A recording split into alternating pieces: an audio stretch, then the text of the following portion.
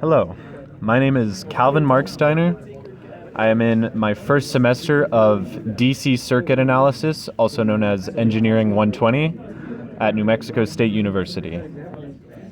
The objective of this lab is to explain the layout of this breadboard by taking measurements of the electrical resistance between different points along the breadboard. So we have here this oscilloscope and multimeter, which we'll be using to take measurements.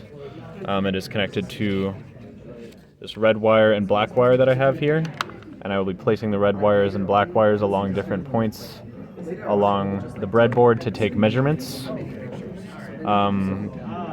The layout of the breadboard is in rows, which are numbered from 0 to 60, and columns, which are labeled with letters A, B, C, D, E, F, G, H, I, J.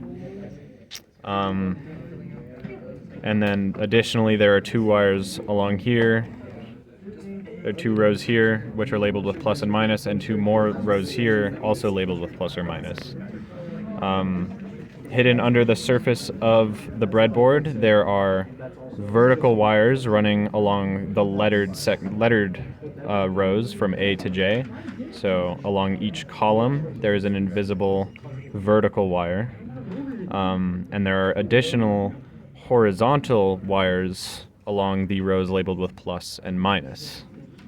So, and I have placed a 5.1 kilo ohm resistor between row C, column 25, and row C, column 30.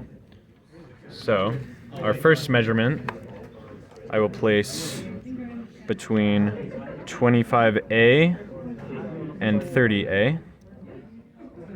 Oh, whoopsie. And 30A.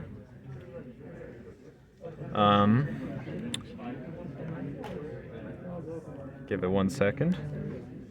And as you can see, it is taking a measurement of 5 kilo ohms on the multimeter. Which makes sense because there is a complete circuit running along this wire, through the vertical wire, and then through the resistor, through this other vertical wire, and then back through the red wire, completing the circuit and giving the circuit a resistance of about 5.1 kilo ohms, not exactly, but all right. Next, I will place the red and black wires on vertically from 5A to 5D. And if you look at the multimeter, it's giving a reading pretty close to 0, which makes sense given that there are vertical wires. So this is just an open wire, which ideally would have a resistance of exactly 0, but real wires do have some resistance. So there is in reality a little bit of resistance. Now I will move the red wire 1 space to the right to column 6, row D. And if you take a look at the multimeter here, we see that it is an overload. There is a resistance that is too high to be measured by the multimeter, and that is because there's no wire connection between these two slots on the breadboard. So in a circuit, that would be a broken wire or an open wire. So 1, 2, 3.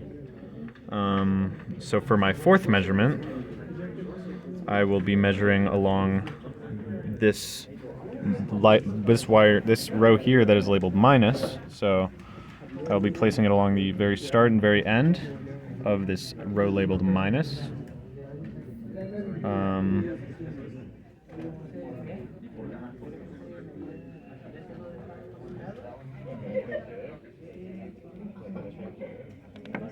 Maybe I'll move it a little closer. Okay. And we can see once again that it is measuring around 0 ohms of resistance,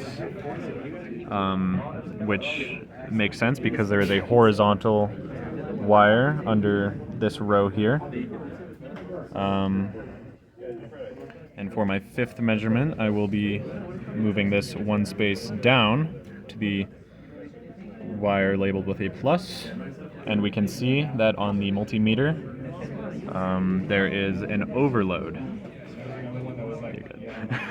So these two wires are not connected to each other electrically, and once again we have a broken circuit. So there is no connection there. Thank you.